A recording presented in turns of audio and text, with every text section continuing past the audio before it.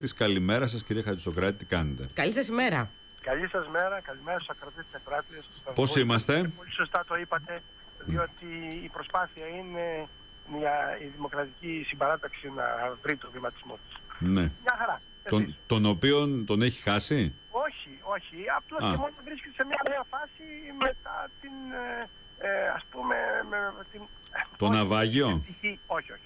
Όχι ευτυχή κατάληξη. Δεν είναι άσχημες οι λέξεις, δηλαδή. Όχι. Κάθε μία λέξη έχει το βάρος της. Ωραία. Περισσότερο όσοι ασχολούμαστε με την επικοινωνία, έτσι δεν είναι? Άρα λοιπόν προχωράμε μέσα από μια ουσιαστική προσπάθεια και σύγκληση πλέον να μιλήσουμε ευρύτερα στη βάση. Μάλιστα. Λοιπόν, πάμε. Έχει επιστροφή πάντως αυτή. Έχει επιστροφή, δηλαδή μπορεί να ξαναβρεθείτε στο τραπέζι του διαλόγου και κάπου να συναντηθείτε, ή τελείωσε από εδώ και πέρα, προχωράτε μόνοι σας? Το μόνοι μας δεν είναι, και αυτό είναι...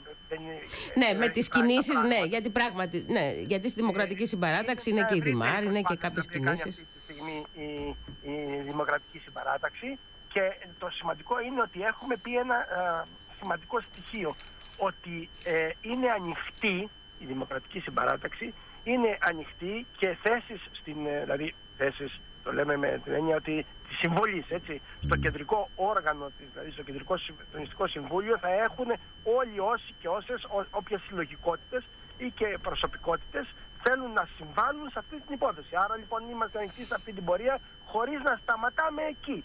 Έτσι, διότι το βασικό είναι να μιλήσουμε ευρύτερα σε όλο τον κόσμο, σε όλη την Ελλάδα, να έρθουμε σε επαφή με κινήσεις από όλες τις, όλους τους αρμούς ελληνικής κοινωνίας, έτσι ώστε αυτό μας το εγχείρημα να μην είναι απλά με όσους ασχολούνται με την καθαρά πολιτική, αλλά και όσους ασχολούνται με τα προβλήματα τα μεγάλα της κοινωνίας για αυτή την υπόθεση. Με το ποτάμι όμως προς το παρόν, από ό,τι φαίνεται, έχει σταματήσει ο διάλογος. Είναι φανερό.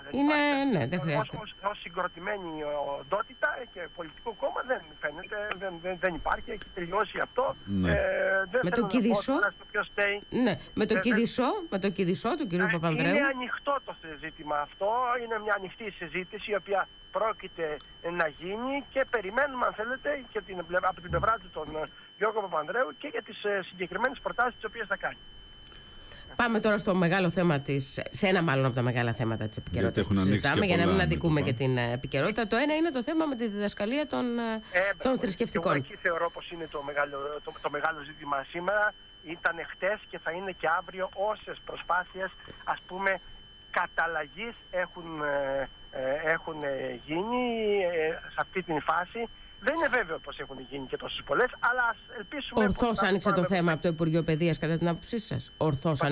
Ορθώς άνοιξε το θέμα της διδασκαλίας των θρησκευτικών το Υπουργείο Παιδείας? Θα πω, όλα τα ζητήματα που αφορούν κυρίως, ας πούμε, την αλλαγή των μαθημάτων, την αναθεώρηση, την αναμόρφωση των μαθημάτων, και προφανώς και των θρησκευτικών, είναι μέσα στην ανάγκη η οποία υπάρχει και στην ημέρηση διάταξη, και πρέπει να είναι. Από εκεί και πέρα, ο τρόπος χειρισμού από την πλευρά του Υπουργού και η αντιπαράθεση την οποία, αν θέλετε, να μην πω ξεκίνησε, αλλά την ανατροφοδότησε, δεν είναι τόσο προς την καλύτερη κατεύθυνση. Παρ' όλα αυτά, πρέπει να είμαστε πολύ καθαροί πάνω στο ζήτημα αυτό. Δεν παίζουμε σε αυτό το θέμα. Θεωρούμε ότι σε κάθε περίπτωση η υπόθεση πρέπει να βρει την κατάληξή της μέσα από την αλλαγή του μαθήματος των θρησκευτικών, τη μετεξέλιξή του, όχι πλέον να είναι ένα ομολογιακό μάθημα, αλλά ένα μάθημα που θα συζητάει για τα θέματα των θρησκειών, της θρησκειολογίας, τη γνώση των μαθητών γύρω από τα θέματα αυτά. Δηλαδή το Υπουργείο Παιδείας τι λάθος έκανε κατά την άποψή σας? Ποιο είναι το λάθος? Γιατί... Κοιτάξτε, οι αντιπαραθέσεις που έγιναν, το ποιος συμμετείχε ή όχι στην περίοδο της κατοχής, στην αντίσταση τι έγινε με την περίοδο της δικτατορίας, και όλα αυτά δεν βοηθάνε τη συγκεκριμένη στιγμή, ας πούμε, στην όλη προσπάθεια για να βρεθούν οι συγκλήσεις και οι συνενέσεις. Θέλω να είμαι όμως πολύ καθαρός γιατί ήταν αφορμή το ζήτημα των... Ναι, και δεν ήταν και αυτό το βασικό. Μπορεί να ανέβαζε τους τόνους, αλλά το βασικό ήταν το μέτρο. Αυτό που μένει, γιατί υπάρχει, προχωρήσαμε άσχημα. Ο διχαστικός λόγος του κυρίου Ιερώνυμου προχθές όπου καταδίκαζε ιδέες, ιδεολογίες, κόμματα της αριστεράς, δυστυχώς υπήρξε. Μακάρι να μην βρει συνεχιστές στην όλη υπόθεση, και λέω μακάρι γιατί τα πράγματα δεν είναι και τόσο απλά και τόσο σίγουρα. Όπως επίσης το άλλο θέμα που πρέπει να καταλάβουμε είναι το τι ακριβώς έχει συμφωνηθεί εχθές. Θα το δούμε στην πράξη. Διάλογος από μηδενική βάση, λέει από την πλευρά του ο κύριος Χριστόδουλος. Τα αναλυτικά προγράμματα υπάρχουν... Ο κύριος Ιερώνυμος. Ναι. Θα σας πω αμέσως γιατί αυτό το θέμα μου ήρθε έτσι... Ναι, έγινε και ένα συσχετισμός προσωπικότητων. Τα αναλυτικά προγράμματα υπάρχουν και να εφαρμόζεται, λέγει από την πλευρά του ο Υπουργός. Τα παλά βιβλία θα συνεχίσουν και για φέτος. Μα δεν θα άλλαζαν τα βιβλία. Δηλαδή έχουμε είναι φανερό.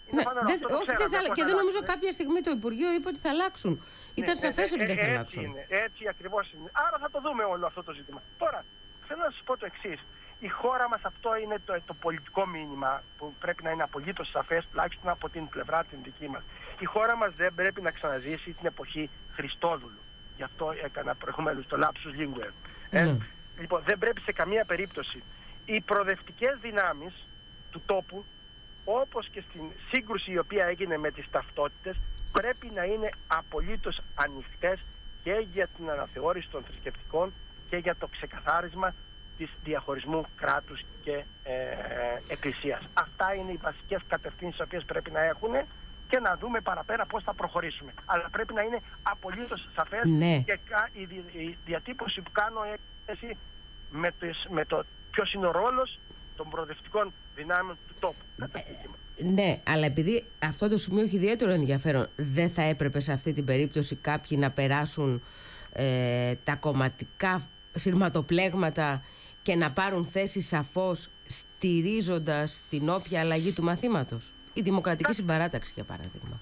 Κοιτάξτε, αυτό θα το δούμε πώς θα εξελιχθεί και αν θέλετε για μια ολόκληρη συζήτηση μέσα σε όλους τους χώρους, έτσι, για το τι ακριβώς θα πρέπει να είναι, πώς θα εξελιχθεί το μάθημα. Σας είπα την δική μας άποψη από την πλευρά της Δημοκρατικής Αριστεράς. Είναι μια σαφής άποψη. Της Δημοκρατικής Συμπαράταξης, είναι αλήθεια, την πολύ κατάλαβα τη θέση, για παράδειγμα, κύριε Χατζησοκράτη. Απλώς θέτει περισσότερο το βάρος, αν θέλετε, στο ότι όλο αυτό μέσα στο συνολικό πλαίσιο της αναμόρφωσης των θρησκευτικών το βλέπει η Δημοκρατική Συμπαράταξη. Εμείς θα είμαστε ακόμα σαφέστεροι, και αυτό το λόγο το λέμε, μέσα στο πλαίσιο των σχηματισμών όλων. Εγώ μιλάω και η έκκλησή μου, όπως ακούσατε προηγουμένως, έχει σχέση με τις προοδευτικές δυνάμεις του τόπου, να προχωρήσουμε προς τα εμπρός. Το παράδειγμα της αντιπαράθεσης και της ουσιαστικής κατάληξης προς την λογική του διαχωρισμού της κράτους εκκλησίας και με τα θέματα ταυτοτήτων πρέπει να είναι φωτεινός σηματοδότης στην όλη πορεία μας. Θέλω να πάω σε ένα άλλο θέμα, και αυτό που ήταν λίγο σε ύφεση τις τελευταίες μέρες, αλλά πάλι χθες φούντωσε με την εμφάνιση του Δημήτρη Κοντομινά στη Μενεγάκη και τις αναφορές του, τέλος πάντων, για το τι έχει γίνει στην ιστορία των καναλιών, και την άμεση αντίδραση Νέας Δημοκρατίας και Δημοκρατικής Συμπαράταξης με ανακοινώσεις. Κατηγορήθηκαν από την κυβέρνηση και προκειμένου η Δημοκρατική Συμπαράταξη, γιατί αυτήν εκπροσωπείται, ότι βήχουν οι καναλάρχες και κρυολογούν τα κόμματα που θέλουν να τους προστατέψουν, οι μη αδειοδοτούμενοι καναλάρχες. Εντάξει. Είναι μια παρέμβαση το γεγονός ότι έχει υπάρξει μια τέτοια, όχι αναστάτωση, μια κατάσταση ακραία η οποία εξελίσσεται στην χώρα γύρω από το ζήτημα αυτό, δεν θα αλλάξει και δεν θα, θα πάρει άλλα χαρακτηριστικά με διατυπώσεις ένθεν και ένθεν, και το εννοώ αυτό. Όμως εμένα με ενδιαφέρει η ουσία του πράγματος.